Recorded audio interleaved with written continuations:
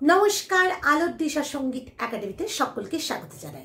आजकेर आलोचनार विषय हलो एकटा गानके किभाबे यत्न करे गाइबेन। आमरा जखन एकटा गान गाई तखन जदि तार मध्ये जदि यत्न ना थाके, माने एकटा गाछके जखन आपनि बसाচ্ছেন माटिते तखन जदि नियमित जल सार ना देन ताहले कि सेई गाछटी बाँचबे? बाँचबे ना बा बड़ो होबे ना, हयतो बड़ो हये उठलो किन्तु सेई शिकड़टा शक्त करे माटिते दाड़िये थाकबे ना, अर्थात एक झड़ एले किन्तु उड़े चले जाबे, ताई तो। तो आमादेर कि करते हबे रेगुलार गलाके तो प्रयोजनीय नित्य प्रयोजनीय जा आमादेर रेवाजेर दरकार सेगुलो तो आलोर दिशा संगीत एकाडेमी परपर देखिए जाच्छे, चेष्टा करछे, किन्तु आलोर दिशा संगीत एकाडेमी एबार देखाते चलेछे एक एकटा गानके किभाबे यत्न करे गाइबेन। तो आमी एखन बेছে নিয়েছি এই মোম যোচনায় অঙ্গ ভিজিয়ে এসো না গল্প করি।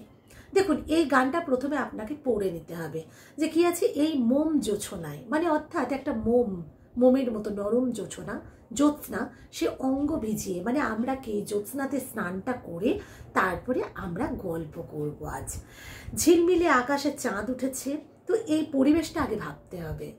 তারপরে কি আসছে এই মোম যোচনায় অঙ্গ ভিজিয়ে এসো না গল্প করি, কিছুই না। আমরা যখন গানটাকে প্রথমে কিন্তু আমি প্রথমে বলেছি যে এই মোম যোচনায় অঙ্গ ভিজিয়ে এসো না গল্প করি, এই মোম এটা আগে তাল দিয়ে করে নেব। তারপরের কাজ হলো সুরে বসিয়ে নেওয়া, পরের কাজ হলো ফিলিংস দিয়ে। এবার শুধু ফিলিংসটা রাখলে হবে না, তার সাথে বডি ব্যালেন্সটাও কিন্তু প্রয়োজন থাকে। মানে এই মোম যোচনায় অঙ্গ ভিজিয়ে এসো না গল্প করি, আগে খোলা গলায় গিয়ে নিলেন, তারপরে কি করলেন এই মোম যোচনায়। এবার আপনাকে কিন্তু যখন মাইক দেওয়া হলো দর্শকের সামনে আপনাকে কেমন করতে হবে এই মোম যোচনায় অঙ্গ ভিজিয়ে এসো না গল্প করি, এই মোম। আমি কিন্তু প্রথমেই এই মোম করছি না, যেহেতু এই শটটা কি আছে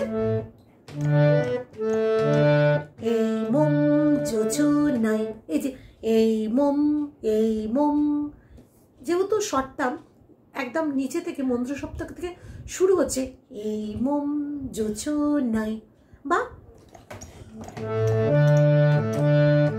অঙ্গ ভিজিয়ে এসো না গল্প করি, এই মোম। এই হয়ে গেল প্রথম স্টার্টিং। যখন আমি প্রথম স্টেপটাকে কিন্তু আমি শুরুটা করলাম, প্রথম ধাপই যদি ভুল হয় তাহলে কিন্তু পরের ধাপগুলো ভুল হতে থাকবে, জীবনের চলার পথেও তাই, আর আমাদের এই কি বলবো গানের সুরের জগতেও তাই। কারণ আমার যদি সাটা না মিললো তাহলে আমি মাটা মেলাবো কি করে? তাই প্রথমেই ধ্যান দেবেন এই মোম যোচনায় অঙ্গ ভিজিয়ে এসো না, নামছে কিন্তু সুরটা নামছে গল্প করি, হলো দেখো দেখো সুরটা কি আছে ওপরে আছে, দেখো ওই ঝিলিমিলি চাঁদ সারা রাত আকাশের মাঝরে, এই যে করলাম সারা রাত রাত, এই যে যাচ্ছি কিন্তু সারা রাত আকাশের কিচ্ছু না, কিন্তু এটা কিন্তু আপনারাই পারবেন। কি ভাবতে হবে সারা রাত, তখন কিন্তু হালকা ডান দিকটা একটু মাথাটা ঝুঁকিয়ে নেন, কারণ তবেই সুরটা পারফেক্ট ধরতে পারবেন। কারণ তার সপ্তকে কিন্তু রেতে প্রবেশ করে গেল সারা রাত আকাশের মাঝরে, এই সাথে সাথে এই মোম যোচনায় অঙ্গ ভিজিয়ে এসো না গল্প করি।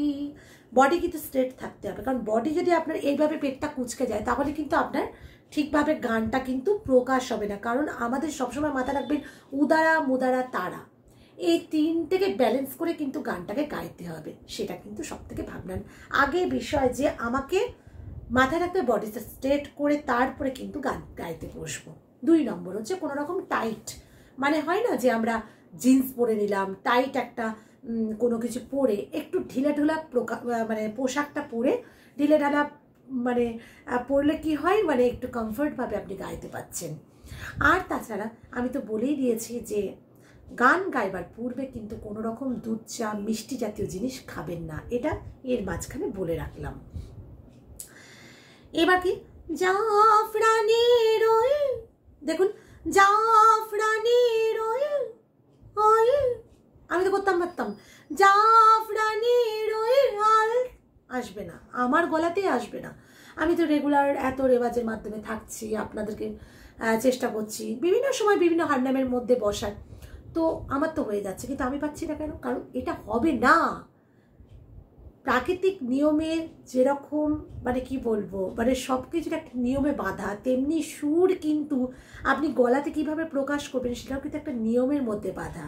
মানে কি জাফরানের আলতা ঠোঁটে হলো, অনেকে দেখায় যে তার সপ্তকে কিভাবে গলা লাগাবেন, কিন্তু বলাটা উচিত নয়।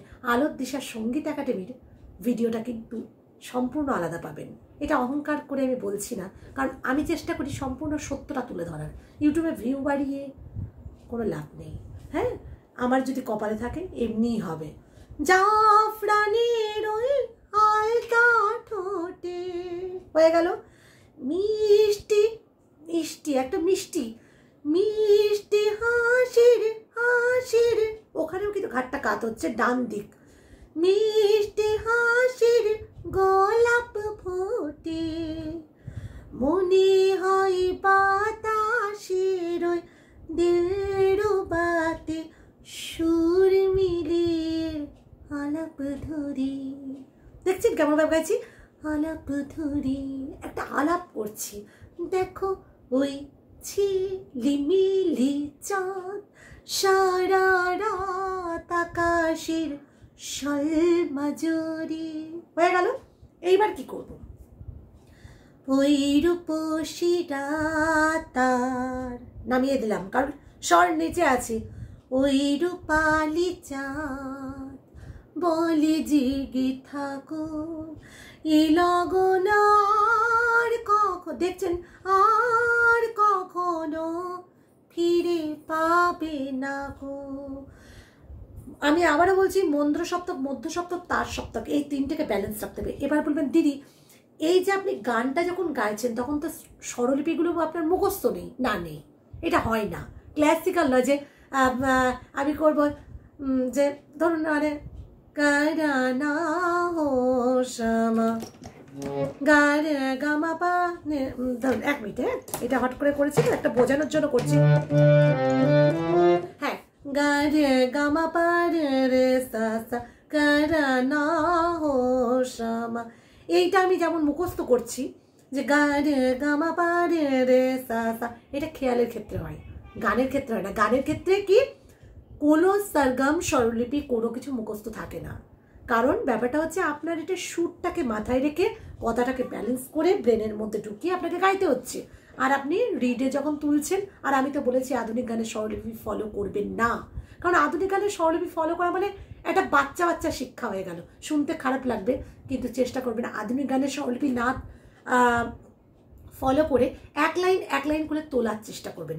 অনেকে বলে দিদি একটু বানিয়ে দেবেন কিভাবে গান মানে নিজে নিজে তোলা যায়, সেটা নিয়ে একটা আলোচনা আমি করব। একটা ভিডিও আমি খুব শীঘ্রই আনছি, সেটা দেখবেন যে গান কিভাবে কোন পদ্ধতিতে গেলে গান নিজে নিজে তুলতে পারবেন। কিন্তু আবার ফিরে আসছি আসল সেই জায়গায়। এবার কি যে আমি যখন যে গাইছি যে ফিরে পাবে না কো, হলো মখ বলে রয় সজনে ঘাসে বসলে না হয় একটু পাশে, মনে হয় মহুয়ারি আতরে মেখে তোমার কোলে ঘুমিয়ে পড়ি। এই যে ঘুমিয়ে পড়ি, এই যে এটা গাইলাম, এইবার চলে যাব। দেখুন এই গানটা যখন আমি গাইছি পুরোটাই গাইলাম, এইবার দেখো শ্বাস। একটা গানকে যখন আপনি গাইছেন এই মম জোছনায় অঙ্গ ভিজিয়ে সোনা, এইভাবে গাইবেন না।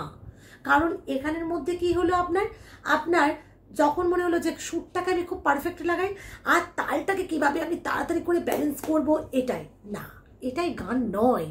গানটা যখন আপনি গাইছেন যত্ন করে গাইতে গেলে শ্বাস থাকতে থাকতে শ্বাস নেন।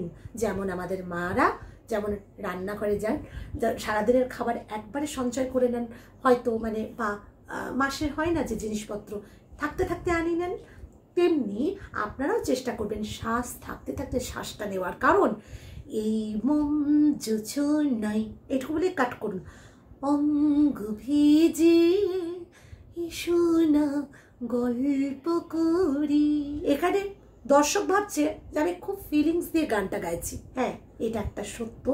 তেমনই আবার এখানের মধ্যে শ্বাসটা নেওয়াটাও একটা বড় টেকনিক, বড় সিক্রেট ব্যাপার আজকে আপনাদের সাথে শেয়ার করলাম। যে এই মম জোছনায় অঙ্গ ভিজিয়ে সোনা গল্প করি, আমি কিন্তু একটা না গেয়ে দিতে পারতাম। এই মম জোছনায় অঙ্গ ভিজিয়ে সোনা, ভালো লাগছে শুনতে, শুনতেও ভালো লাগবে না। আর শ্বাস নিয়ে যদি যখন স্টোর করতে শিখে যাবেন তাহলে কিন্তু গানের গাওয়ার মজাটাই আলাদা পাবেন। আচ্ছা, এটা গেল একটা। 2 নম্বর হচ্ছে প্রত্যেকটা গানকে আপনাকে এই মম জোছনায় ভাগ্যের নাতি না করতে না অঙ্গ ভিজিয়ে এসো না, ভাগ্যের নাতি নাকো এই মম জোছনায় অঙ্গ ভিজি, ভাগ্যের নাতি না করতে না ভাগ্যের নাতি, এই যে ভাবছেন মম, এবার আপনি যদি করেন এই মম জোছনায় না দি না নাতে, হবে না। কারণ আপনাকে ছন্দ বলেই দিচ্ছে এটা কাহার বা তাল। এই মম জোছনায় অঙ্গ ভিজিয়ে এসো না গল্প করি, এই মম জোছনায়। এবার এইভাবে এইসব গানগুলো হয় না, তাহলে এই মম জোছনায়, এই মম, এই মম, এইভাবে প্র্যাকটিস করতে হবে। তাহলে একটা গানকে কিভাবে কতটা যত্ন করা যায় আজকে কিন্তু আপনাদের সাথে আলোচনা করলাম। আশা রাখি একটা সাবস্ক্রাইবের আলোর দিশা সঙ্গীত একাডেমি আপনাদের চ্যানেল আপনারা এগিয়ে নিয়ে যাবেন। কমেন্ট করুন কি ধরনের আপনাদের প্রয়োজন, চেষ্টা করব আলো দিশা সঙ্গীত একাডেমিতে তুলে ধরার। আর একটা কথা বলি, নাম্বার তো দেওয়াই রয়েছে, যোগাযোগ করুন। যারা শিখতে চান আমি কিন্তু সম্পূর্ণ পার্সোনাল শেখাই, এবং একটা অনুরোধ করব যেখানেই শিখুন গুরুর কাছে একটু পার্সোনাল শেখার চেষ্টা করুন। সকলে ভালো থাকুন, সুস্থ থাকুন এই কামনা করি। নমস্কার।